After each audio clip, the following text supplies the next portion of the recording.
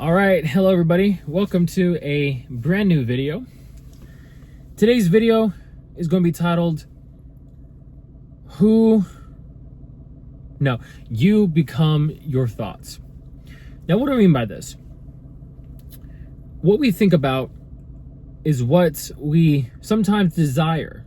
Our thoughts are kind of, not only is it data, things that are in our head, what we're taking in, and we're kind of thinking to ourselves and talking to ourselves about things, but it's also a key to what we desire.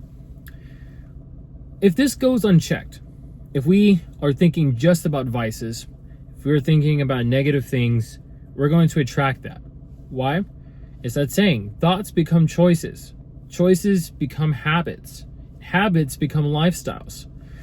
And in that, if we say are thinking about a bunch of vices and we're leaving them unchecked, and we're not saying this is wrong, I'm not going to think of something like this, I'm not going to embrace this, I won't even entertain the thought of doing something like this, then it's going to fester.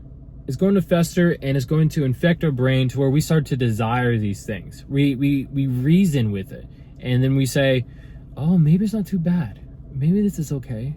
Yeah, I think it'll be fine. And so we try to justify it. And then that leads us into a spiral where we start to consider it, and then we accept it. And then we continue to accept it because we're reasoning to keep ourselves in this mind frame. So then it becomes a habit. And then if we don't check it, and then we continue this habit, then it's going to become a lifestyle. And this is why I said in the video, I quoted Seneca on the shortness of life, why vices why they assail us and they keep people down never to rise again. Because it is so hard to break a lifestyle. It takes time. I mean, you look at people who are addicted to drugs, who are trying to battle certain addictions, it can take them years. And even then, they are not the same. They still have to fight that daily fight to say, no, I will not do this. Does it get easier sometimes? Sure. There are some easier days than others. But again, we don't even want to get to that stage. We want to check our thoughts and think good things, think things that are virtuous. And that is how another way of how we become virtuous people. It's why, and I'm approaching this from the Christian perspective, why Paul writes that we have to take captive every thought that is not of God. It is not of the ultimate good.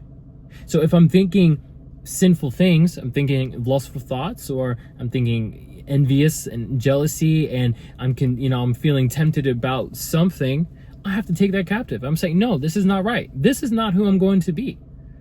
This is not of God. This is not of the ultimate good. This is not for my good. Instead, I'm going to think about good things, think about things that are good, think about things that are holy, right? This is how we connect to the virtue. This is how we say, I'm going to be a better person. I'm going to be a man or woman of God. I'm going to be a man or woman of virtue.